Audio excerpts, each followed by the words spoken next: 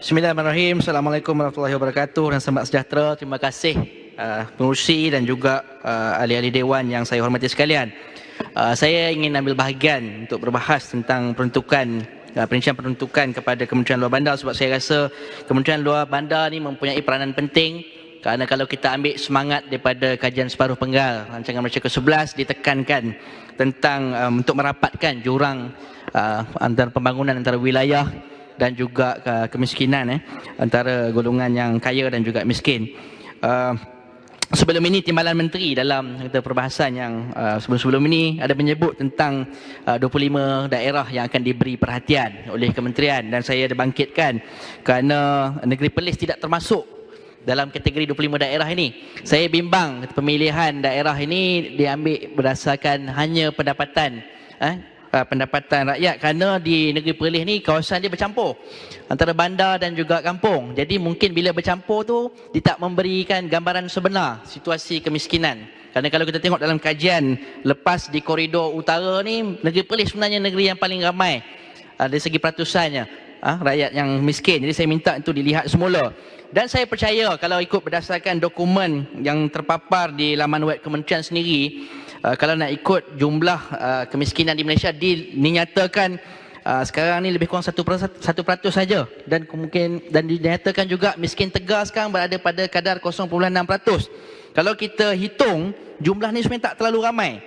Maksudnya kalau kita ambil yang miskin, kalau kita kira 1% daripada jumlah rakyat, hanya lebih kurang 320,000. Tapi kalau kita ambil daripada penduduk luar bandar, hanya disebut lebih kurang 78,900. Dan kalau kita ambil dalam dokumen yang sama dinyatakan kategori miskin tegar di luar bandar ni hanyalah lebih kurang 14,960 orang. Jadi sebenarnya kalau kita fokus betul-betul untuk mencapai objektif rancangan Malaysia ke-11 dan juga rancangan pembangunan, saya fikir ini jumlah yang munasabah untuk kita tangani.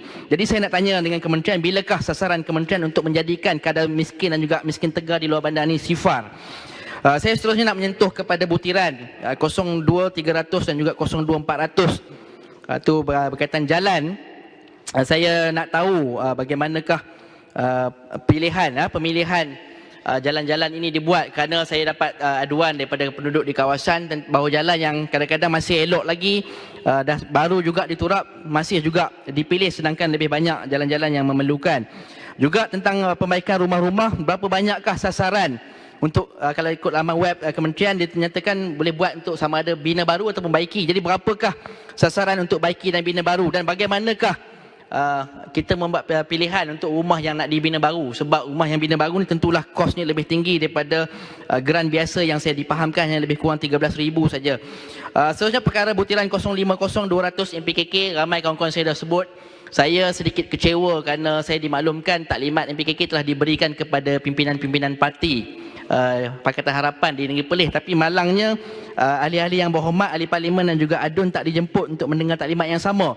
Bagi saya bukanlah isu sangat pasal nak pilih daripada parti mana, kerana bagi saya yang penting adalah bagaimana MPKK ataupun dulu JKK dapat berfungsi sebagaimana sepatutnya. Kerana dulu sebelum ni di Perlis, ketika berlakunya denggi, saya pernah dengan Jabatan Kesihatan kita buat program lah untuk kesedaran masyarakat. Tapi kita tengok bagaimana kerjasama tidak diberikan oleh JKK.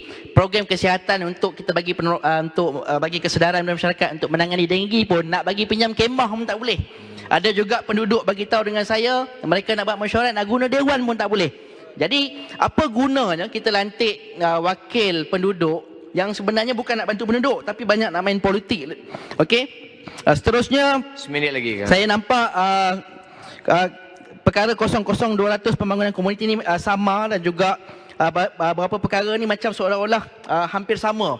Kita tengok pembangunan ekonomi, bantuan sara hidup. Jadi kita minta menteri dapat jelaskan sedikit apakah perbezaan-perbezaannya. Dan saya nak sentuh juga perkara 00400 pendidikan awal kanak-kanak, kerana perbelanjaan 2017 ditunjukkan kosong.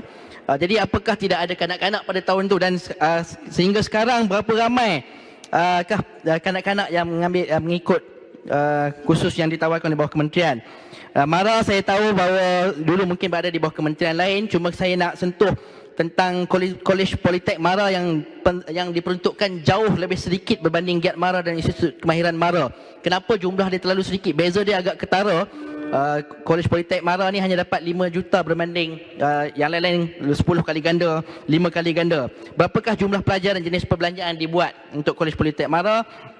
Dan tentang bekalan elektrik, berapakah kadar penembusan elektrik di kawasan di luar bandar khususnya di Negeri Perlis? Dan saya berharap pemasangan lampu pada tahun akan datang di bawah perkara 01707 mengambil kira hasrat Mestek. Kementerian lain kita tak boleh bergerak in silo. Saya berharap lampu-lampu yang dipasang di luar bandar juga mengambil kira teknologi dari segi tenaga boleh diperbarui, walaupun kerana ini penting untuk jangka masa panjang. Tentang bekalan air luar bandar, perkara terakhir yang saya nak sentuh pengurusi di bawah perkara 02000. Sebelum ni saya dah bangkitkan kepada Menteri Tanah, Air dan Sumber Asli. Perlis ni memang dikategorikan bermasalah air. Ini non-revenue water di Perlis dah mencecah 70%. Menteri kata tak mungkin boleh selesai dalam tempoh yang singkat.